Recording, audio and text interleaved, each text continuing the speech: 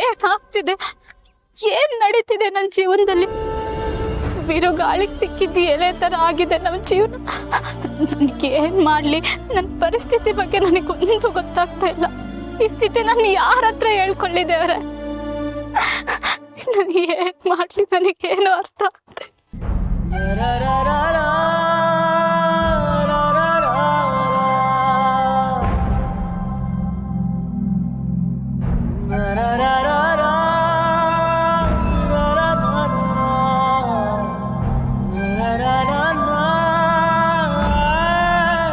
ಲಡ್ಡು ಹೊರಡೋಣವಾ?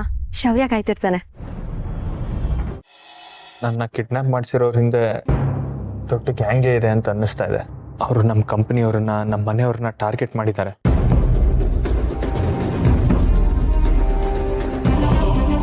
ಹಾಗೆ ನೋಡಿದ್ರೆ ನಮ್ಮ ಕಂಪನಿ ಸ್ವೀಟ್ಸಲ್ಲಿ ವಿಷ ಬೆರೆಸಿದ್ರು. ನಮ್ಮ ಕಂಪನಿ ಹೆಸರನ್ನ ಹಾಳು ಮಾಡಿದ್ರು. ಆಗ ನಾನು ಇನ್ವೆಸ್ಟಿಗೇಟ್ ಮಾಡೋಣ ಅಂತ ಹೋದೆ. ಯಾರಿದ್ರ ಹಿಂದೆ ಇದ್ದಾರೆ, ಇದ್ರ ಕೈವಾಡ ಏನಿದೆ ಅಂತ ತಿಳ್ಕೊಳ್ಳೋದ್ರ ಒಳಗಡೆ ನನ್ನನ್ನು ಕಿಡ್ನಾಪ್ ಮಾಡಿಸ್ಬಿಟ್ರು.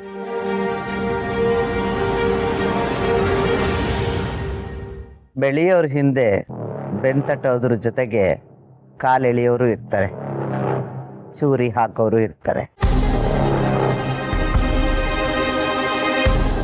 ಅದಾದ್ಮೇಲೆ ನನ್ನನ್ನು ಯಾವುದೋ ಗೋಡೌನ್ ಕರ್ಕೊಂಡು ಹೋದ್ರು. ಪ್ರಜ್ಞೆ ತಪ್ಪಿಸಿದ್ರು. ಸರಿಯಾಗಿ ಊಟ ನೀರು ಕೊಡದೆ ತುಂಬಾನೇ ಸತಾಯಿಸ್ತಿದ್ರು. ಪ್ರಜ್ಞೆ ಬರ್ತಿದ್ದ ಹಾಗೆ ಮತ್ತೆ ಮತ್ತೆ ಪ್ರಜ್ಞೆ ತಪ್ಪಿಸ್ತಿದ್ರು. ನನ್ನ ಮೊಮ್ಮಗನಿಗೆ ಇಷ್ಟೆಲ್ಲ ತೊಂದರೆ ಕೊಟ್ರ? ಶೌರ್ಯ, ನಿನ್ನನ್ನು ಕಿಡ್ನಾಪ್ ಮಾಡಿದವ್ರು ಯಾರು ಅನ್ನೋದೇನಾದ್ರು ಗೊತ್ತಾಯ್ತಾ? ಅಲ್ಲಿ 4-5 ಜನ ಹುಡುಗರಿದ್ರು. ಯಾರ ಜೊತೆನೂ ಕಮ್ಯುನಿಕೇಟ್ ಮಾಡ್ತಾ ಇದ್ರು. ಬಾಸ್ ಬಾಸ್ ಅಂತ ಕರಿತಾ ಇದ್ರು. ಅದು ಯಾರು ಅಂತ ನನಗೆ ಸರಿಯಾಗಿ ಗೊತ್ತಾಗಿಲ್ಲ.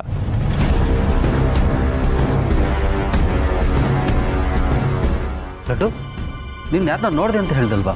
ಯಾರದು? ನಾನು ಅಲ್ಲಿಗೆ ಹೋದಾಗ ನನ್ನ ತಲೆಗೆ ಯಾರೋ ಜೋರಾಗಿ ಹೊಡೆದ್ರು. ನಾನು ಹಿಂದೆ ತಿರುಗಿ ನೋಡೋಷ್ಟರಲ್ಲಿ ನನ್ನ ತಲೆಗೆ ಏಟ್ ಬಿದ್ದು ನನ್ನ ಕಣ್ಣೆಲ್ಲ ಮಂಜಾಗಿ ಹೋಗಿತ್ತು. ಯಾರು ಅಂತ ಸರಿಯಾಗಿ ನೋಡಕ್ಕಾಗ್ಲಿಲ್ಲ. ಆದ್ರೆ ಬಾಸ್ ಅಂತಾರಲ್ಲ, ಅವನು ಇರ್ಬೋದು. ಬಹುಶಃ ಆ ಕಳ್ಳನಿಗೆ ತಾನಲ್ಲಿ ಸಿಕ್ಕಾಕೊಂಡು ಬಿಡ್ತೀನೋ ಅಂತನೋ ಹೆದರಿಕೆ ಆಗಿರಬೇಕು. ಅದಕ್ಕೆ ನಿನ್ನ ತಲೆಗೆ ಹೊಡೆದು ನಿನ್ನ ಪ್ರಜ್ಞೆ ತಪ್ಪಿಸಿದ್ದಾನೆ. ಇದನ್ನೆಲ್ಲ ನೋಡ್ತಿದ್ರೆ ಯಾರೋ ದೂರದವ್ರು ಮಾಡಿರೋ ಕೆಲಸ ಅಲ್ಲ, ನಮಗ್ ಗೊತ್ತಿರೋರೆ ಮಾಡಿರೋ ಕೆಲಸ ಆಯ್ತಾ.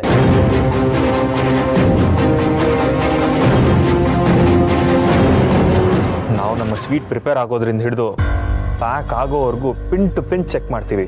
ಈ ಗ್ಯಾಪ್ ಅಲ್ಲಿ ಯಾರೋ ವಿಷ ಬೆರೆಸಿದ್ದಾರೆ ಅಂತಂದ್ರೆ that must be someone inside us.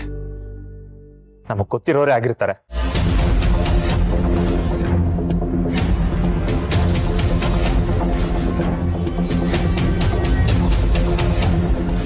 ಶೌರ್ಯ, ನನಗೂ ಈ ಅನುಮಾನ ಬಂದಿತ್ತು ಕಣೋ. ಈಗ ಅದು ಸಾಬೀತಾಯ್ತು. ತಾತ, ಇದರಲ್ಲಿ ಅಪ್ಪನ ಕೈವಾಡ ಏನೂ ಇಲ್ಲ. ಅಪ್ಪ ಇದರಲ್ಲಿ ತಪ್ಪೇ ಮಾಡಿಲ್ಲ. ನೀವು ಅವರನ್ನ ಮಿಸ್ಅಂಡರ್ಸ್ಟ್ಯಾಂಡ್ ಮಾಡ್ಕೊಂಡಿದ್ದೀರಾ. ಯಾಕೆಲ್ರು ಇಷ್ಟೊಂದು ಸೀರಿಯಸ್ ಆಗ್ಬಿಟ್ರಿ? ಒಳ್ಳೆ ತಮಾಷೆ ಹೇಳಿದೆ ಅಷ್ಟೇ. ಈಗ ಅದು ಬಿಡಿ. ಆದರೆ ಒಂದಂತೂ ನಿಜ, ನಮ್ಮ ಫ್ಯಾಮಿಲಿನ ತುಂಬ ಹತ್ತಿರದಿಂದ ಅಬ್ಸರ್ವ್ ಮಾಡಿರೋರೇ ಈ ಕೆಲಸ ಮಾಡ್ತಿರ್ಬೋದು ಅನ್ಸುತ್ತೆ. ಶೌರ್ಯ, ನಿನಗೆ ಯಾರ ಮೇಲಾದ್ರೂ ಡೌಟ್ ಇದೆಯಾ? ಇದೆ.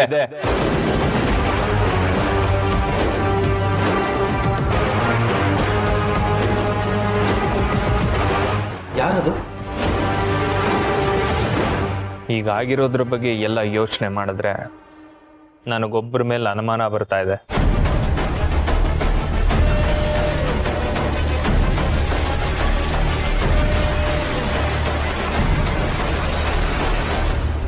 ಇಂಚು, ಏನು ಇದು? ಅಣ್ಣ ಮಾತಾಡ್ತಿರೋದು ನೋಡಿದ್ರೆ ಮಾವನ್ ಮೇಲೆ ಡೌಟ್ ಬರ್ತಾ ಇದೆ.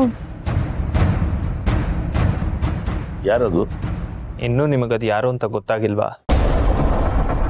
ಇಲ್ಲಪ್ಪ, ಯಾರು ಅಂತ ನೀನೇ ಹೇಳು. ನನ್ನ ಪ್ರಕಾರ ಇದ್ರ ಹಿಂದೆ ಇರೋದು ವಿಜಯಲಕ್ಷ್ಮಿ ಸ್ವೀಟ್ಸ್ ಕಡೆಯವರು.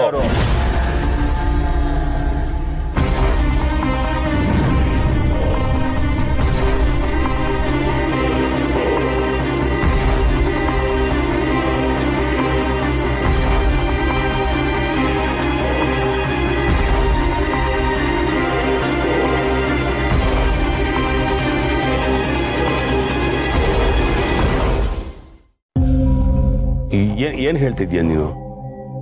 ಅವರ ಹೌದು, ಮುಂಚೆಯಿಂದನೂ ನಮ್ಮ ಕಂಪ್ನಿ ಮೇಲೆ ಅವ್ರಿಗೊಂದು ಕಣ್ಣಿದೆ. ಮಾರ್ಕೆಟ್ ಅಲ್ಲಿ we are the strong competitors ಅವ್ರಿಗೆ. ಎಲ್ರಿಗೂ ಗೊತ್ತಿರೋ ಹಾಗೆ ನಮ್ಮ ಕಂಪ್ನಿನ ಎಷ್ಟೋ ಸಲ ಮುಳುಗ್ಸೋದಿಕ್ ಪ್ರಯತ್ನ ಪಟ್ಟಿದ್ದಾರೆ.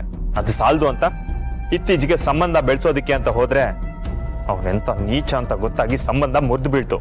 ಅವನ್ ಜೈಲ್ ಸೇರ್ದ. ಇಷ್ಟೆಲ್ಲ ನೋಡಿದ್ರೆ ನಮ್ಮ ಫ್ಯಾಮಿಲಿ ಮೇಲೆ ನಮ್ಮ ಕಂಪನಿ ಮೇಲೆ ಸೇಡ್ ತೀರಿಸ್ಕೊಳ್ಳೋದಿಕ್ಕೆ ಹೀಗೆಲ್ಲ ಮಾಡ್ತಿದ್ದಾರೆ ಅಂತ ನನಗನ್ನಿಸ್ತಿದೆ. ಅಣ್ಣ, ಯಾಕೆ ನಿನಗೆ ಯಾವಾಗ್ಲೂ ಅವ್ರ ಮೇಲೆನೆ ಕಣ್ಣು?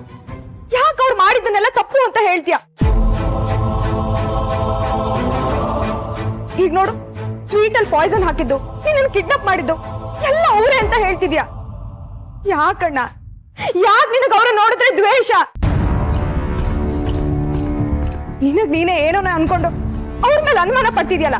ಅಲ್ಲ, ಹೀಗೆಲ್ಲ ಮಾಡಿದ್ದಾರೆ ಅನ್ನೋದಕ್ಕೆ ನಿನ್ನ ಹತ್ರ ಏನಾದ್ರೂ ಸಾಕ್ಷಿ ಇದೆಯಾ? ನೋಡಮ್ಮ ಸಿಂಧು, ನಿಮ್ಮ ಅಣ್ಣ ಹೇಳ್ತಾ ಇರೋದು ನನಗೂ ಹೌದು ಅನ್ನಿಸ್ತಾ ಇದೆ. ಇವತ್ತು ನಮ್ಮ ಹತ್ರ ಸಾಕ್ಷಿ ಇಲ್ಲದೆ ಇರಬಹುದು, ಮುಂದೊಂದು ದಿನ ಅದು ಸಿಕ್ಕೇ ಸಿಗುತ್ತೆ.